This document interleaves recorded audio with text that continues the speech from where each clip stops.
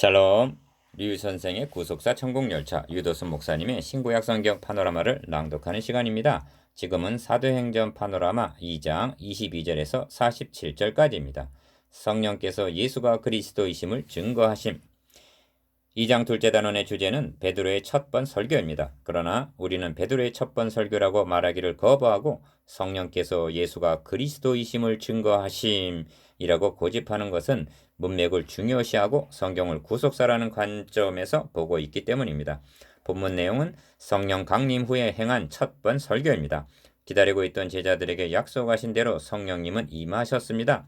다시 한번 상기시켜 드립니다마는 성령님의 사명은 무엇입니까? 한마디로 예수 그리스도를 증거하는 것입니다. 요한복음 15장 26절. 그러므로 성령 강림 후의 첫 설교인 본문은 베드로의 설교라기보다는 성령께서 베드로의 입을 의탁하여 예수 그리스도를 증거하신 성령님의 사역으로 보아야만 합니다.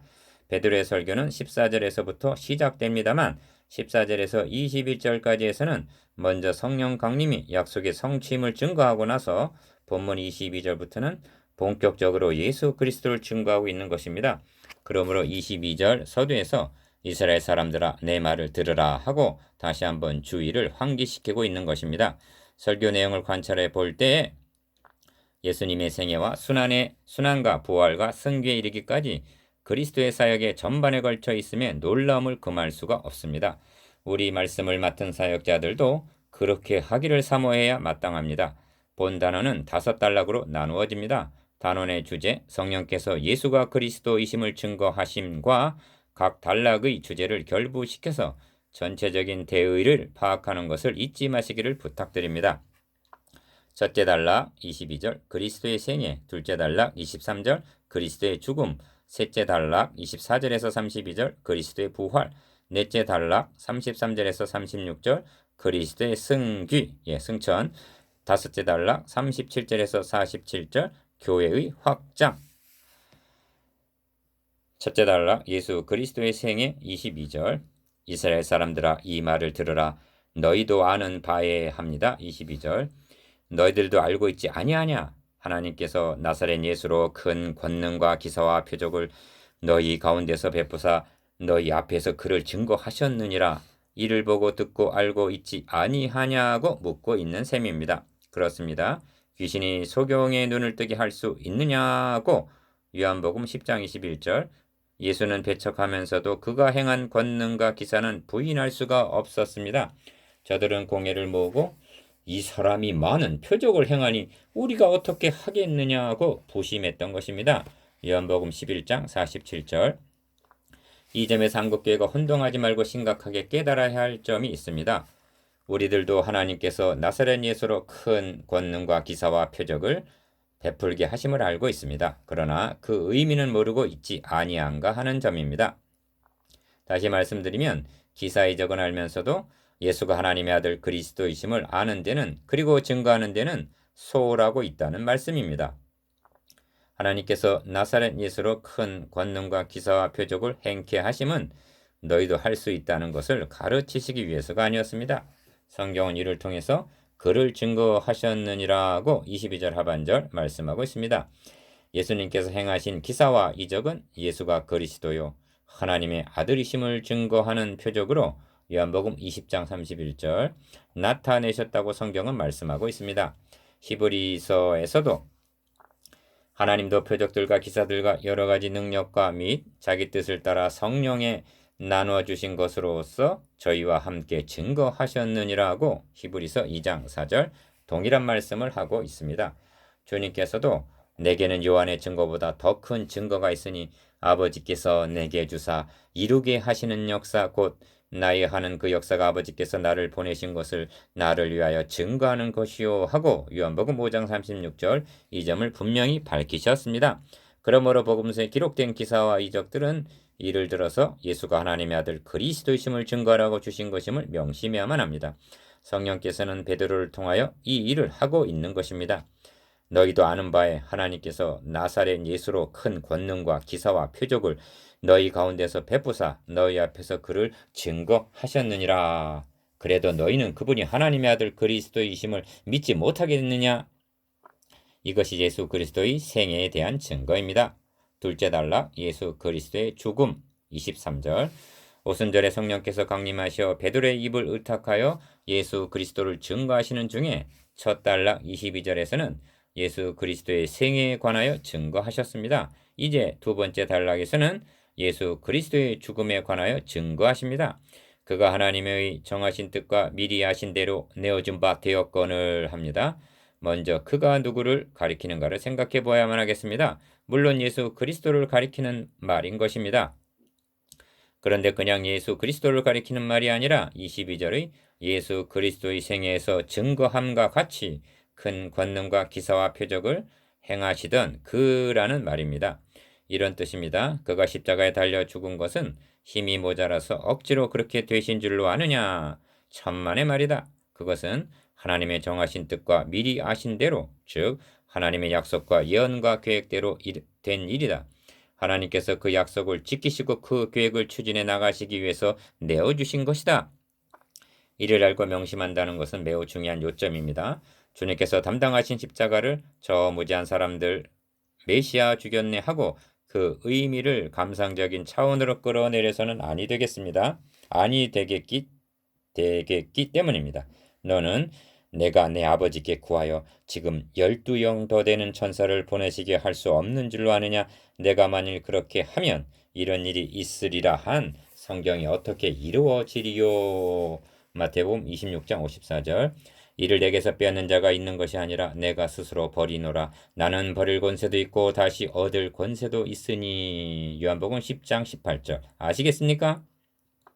성령께서는 베드로를 통하여 이 점을 말씀하고 있는 것입니다.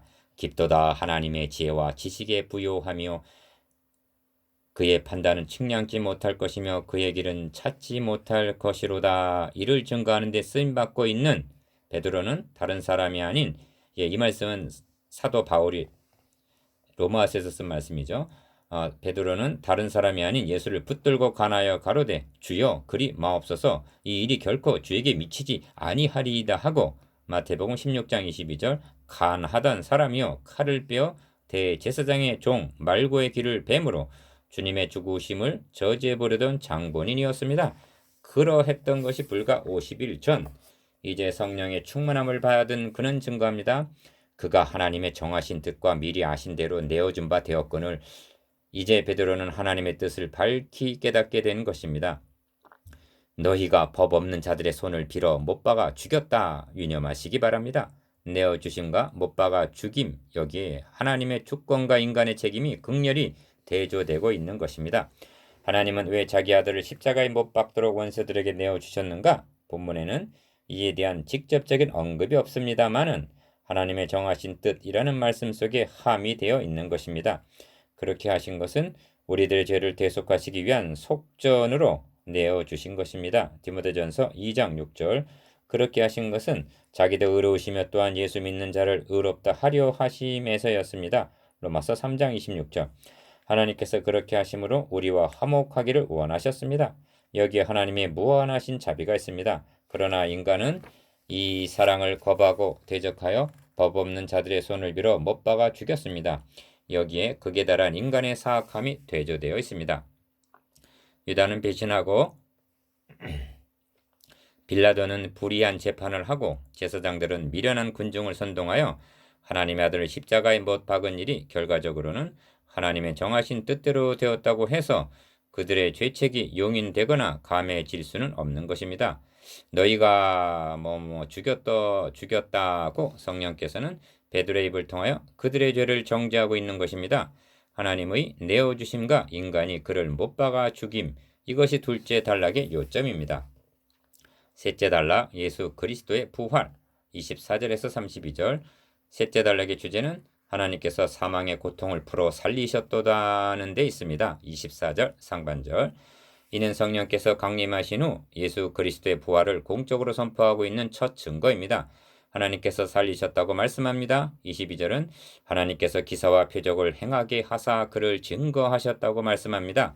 23절에서는 하나님의 정하신 뜻과 미리 아신 대로 내어주셨다고 말씀합니다.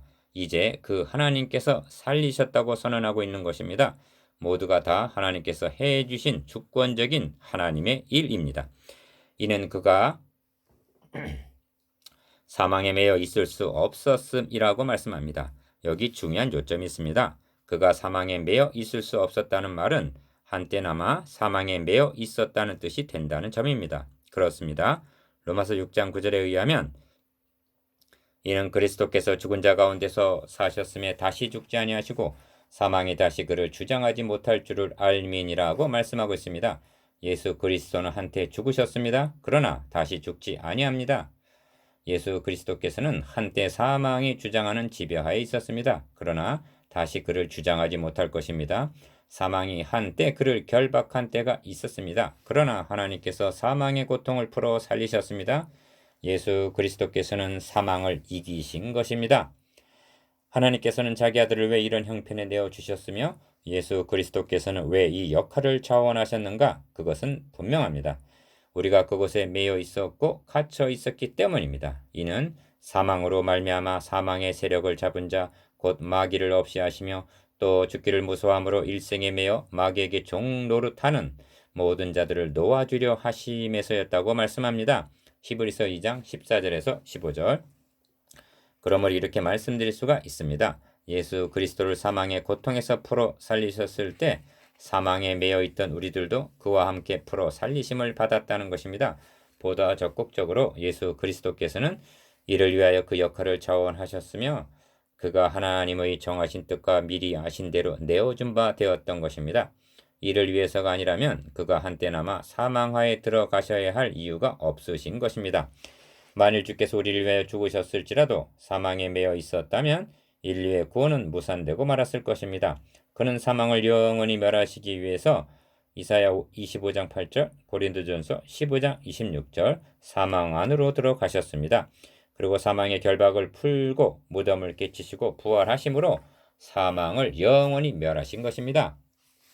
이것이 하나님께서 사망의 고통을 풀어 살리셨으니 이는 그가 사망에게 매여 있을 수 없었음이라의 뜻입니다. 24절.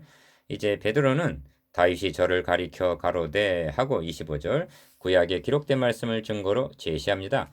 그가 제시한 성구는 다윗이 기록한 시편 16편입니다.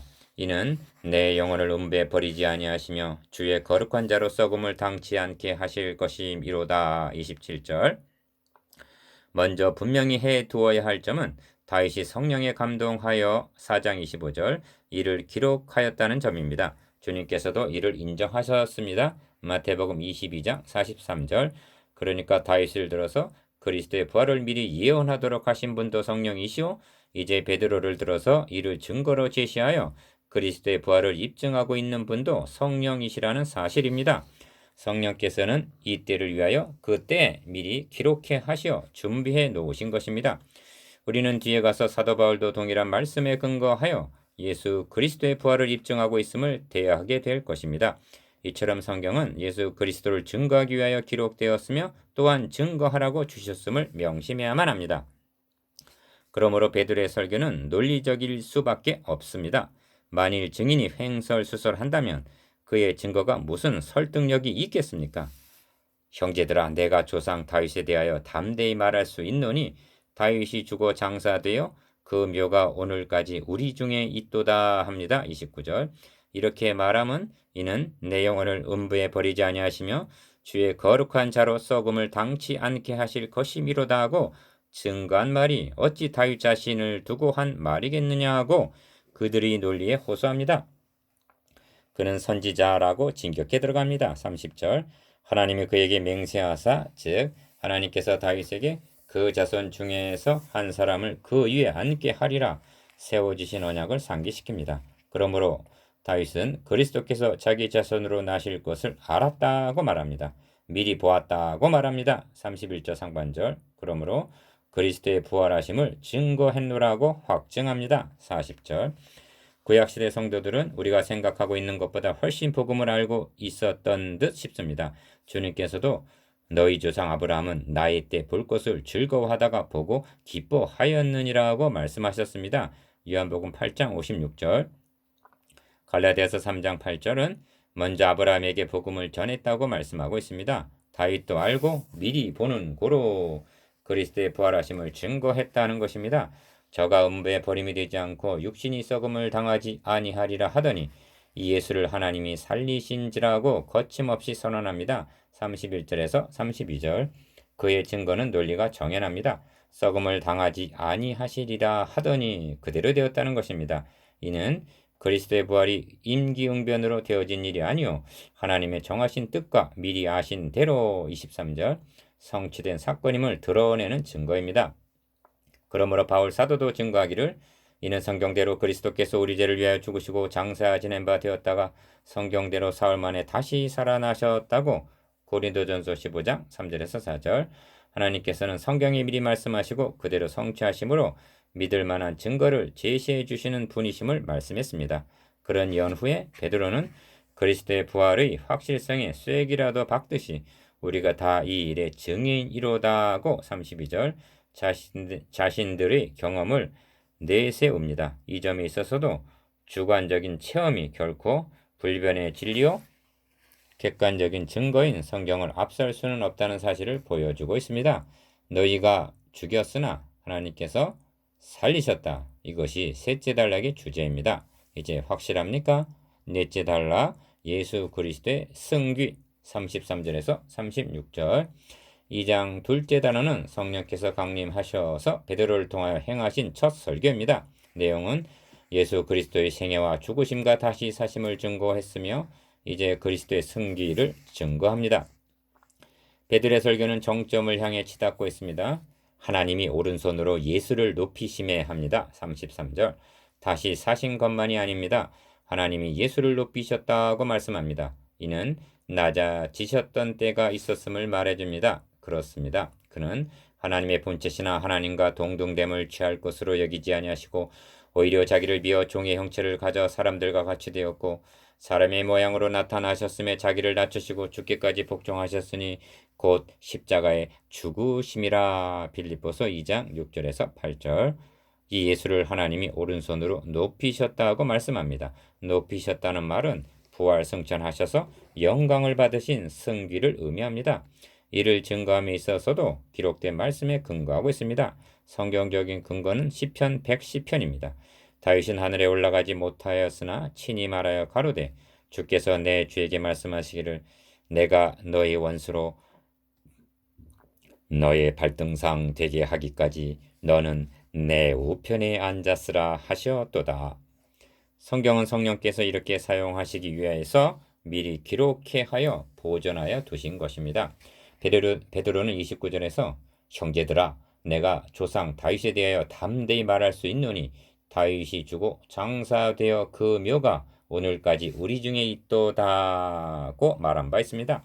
이렇게 말한 것은 주의 거룩한 자로 썩음을 당치 않게 하실 것이미로다 한 부활 예언뿐만이 아니라 내 우편에 앉았으라 하신 승귀 예언도 다윗 자신을 가리킨 말이 아니라 메시아에 대한 명백한 예언임을 입증하기 위해서였던 것입니다.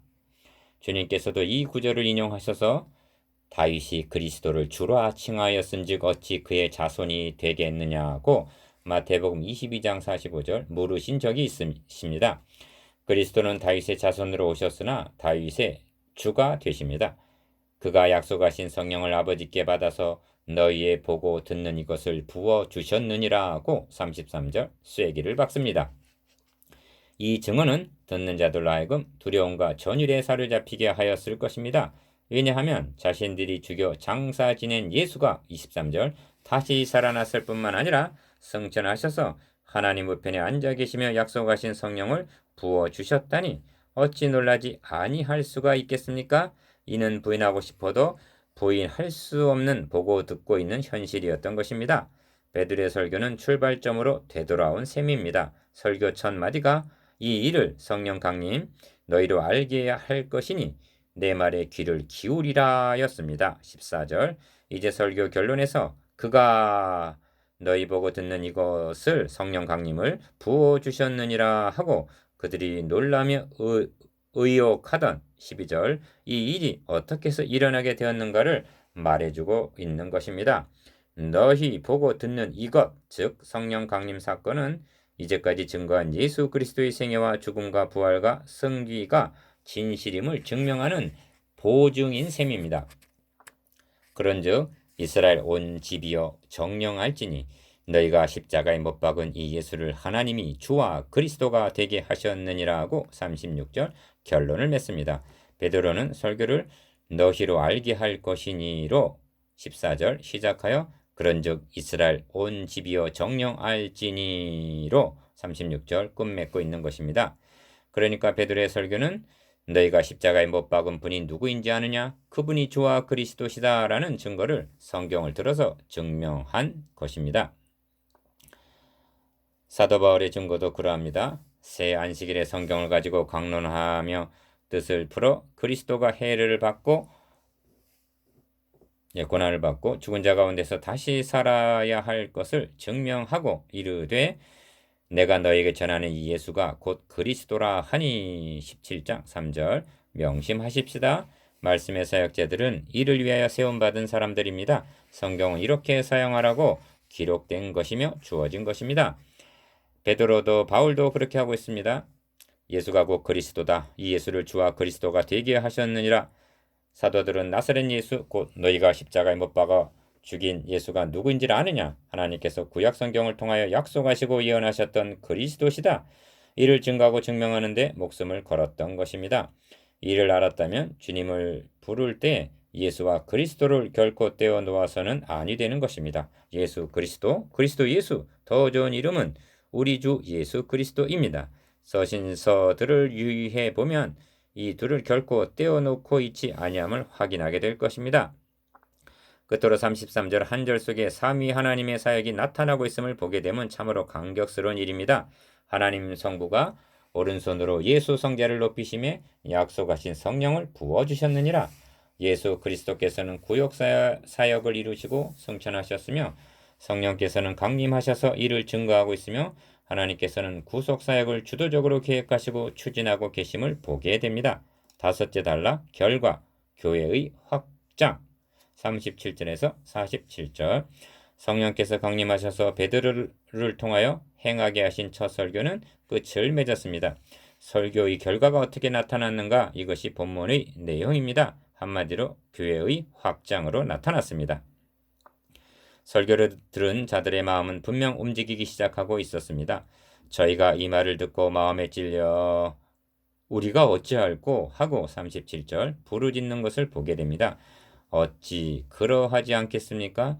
너희도 알고 있지 아니하냐? 22절 나사렛 예수가 큰 권능과 기사와 표적을 행한 것을 그런데 너희가 죽였다. 23절 그러나 하나님이 그를 살리셨다. 24절 그리고 최고요 최종적인 권위인 성경을 증거로 제시합니다. 25절 그리고 자신들이 증인으로 나섭니다. 32절 그들이 보고 들은 성령 강림 사건이 이 모두가 진실임을 보증하고 있습니다. 33절 그들 속에는 분명 두려움의 영이 역사하고 있었을 것입니다. 2장 43절 로마서 8장 15절 성령께서 하시는 역사를 보면 은혜를 주시기 전에 두려움의 영이 먼저 엄습합니다.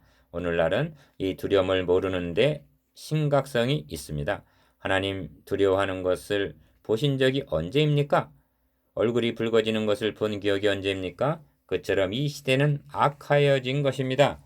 저희가 이 말을 듣고 마음에 찔려 베드로와 다른 사도들에게 물어 가로되 형제들아 우리가 어찌할꼬 하거늘 37절 베드로가 가로되 너희가 회개하여 각각 예수 그리스도의 이름으로 세례를 받고 죄사함을 얻으라 그리하면 성령을 선물로 받으리니 38절 또 여러 말로 확증하며 권하여 가로되 너희가 이 패역한 세대에서 구원을 받으라 하니 40절 여기 중요한 말씀이 있습니다. 패역한 세대란 무엇을 의미하는가?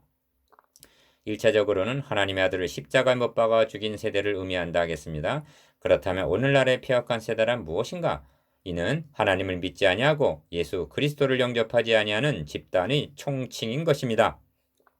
세상에는 많은 나라가 있고 많은 민족이 있다 해도 영적으로는 두 나라와 두 임금과 두 부류와 두 길만이 있을 뿐입니다. 패역한 세대와 구원 얻은 세대, 이 배역한 세대에서 구원을 받으라는 말은 저편 나라 저편 진영으로부터 이편 나라 이편 진영으로 옮겨와야 한다는 뜻인 것입니다.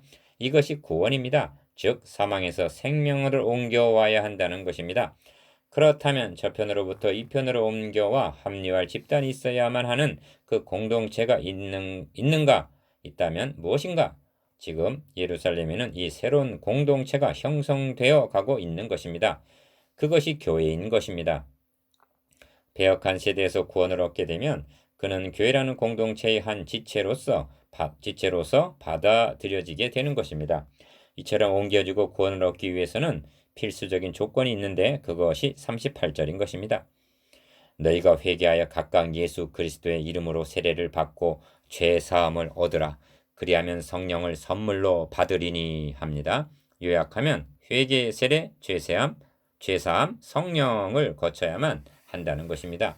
회개와 세례의 죄사함은 패역한 세대에 속해 있던 과거를 청산하는 뜻이 있고, 성령을 선물로 받는다는 것은 구원 얻은 세대에 속하기 위한 새로 태어남과 새로운 삶이 시작됨을 의미합니다.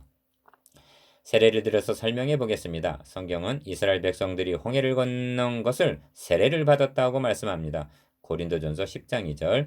그들에게 애굽은 패역한 세대였던 것입니다. 그들이 홍해에 도와 즉 세례를 통해서 저편에서 이편으로 옮겨오게 된 것입니다. 바로의 군사들이 홍해까지는 추격해 왔으나 그 이상은 불가능하였습니다. 그들은 구원을 받은 것입니다. 그러나 패역한 세대에서 구원 얻기 위해서는 세례만으로는 부족합니다. 성령으로 거듭남과 그리하여 몸된 교회의 접붙임을 받아야만 하는 것입니다. 그래서 그리하면 성령을 선물로 받으리니 하는 것입니다. 누구든지 그리스도의 영이 없으면 그리스도의 사람이 아니라. 로마서 8장 9절. 이 약속은 너희와 너희 자녀와 모든 먼데 사람 곧 주 우리 하나님이 얼마든지 부르시는 자들에게 하신 것이라고 말씀합니다. 39절. 여기서 모든 먼데 사람이란 누구들을 가리키는 말일까요? 이런 표현은 에베소서 2장 17절에서도 보이는데 이방인들을 가리키는 말입니다. 이제까지는 성령의 사역이 이스라엘이라는 선민으로 제한적으로 역사했으나 이제부터는 성령의 선물이 얼마든지 부르시는 모든 자들에게 주어지게 되었다는 것은 예수 그리스도의 구속의 은총이 만방에 미치게 되었음을 의미합니다.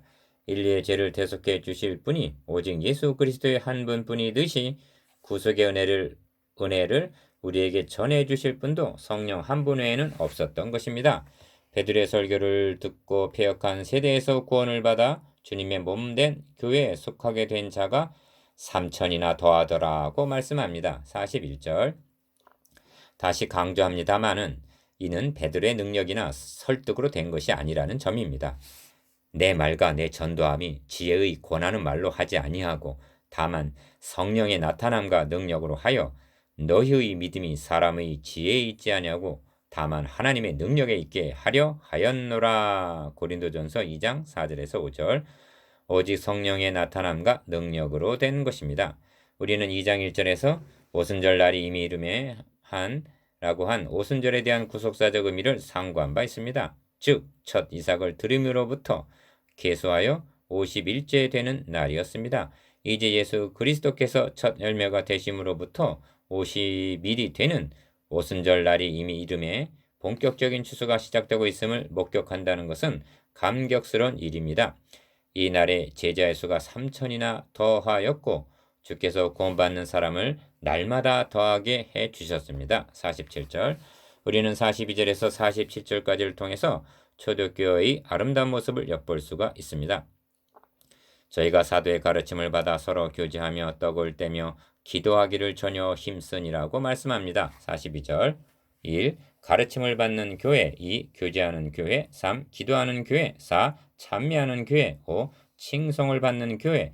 이것이 초대교회의 모습이었습니다. 성령께서 강림하셔서 그리스도를 증거하심으로 거듭나게 하시고 거듭난 그들을 말씀으로 양육하시며 이처럼 구원 얻는 자들을 날마다 더하여 주심으로 하나님의 나라를 확장해 나가시는 이것이 2장의 요약입니다.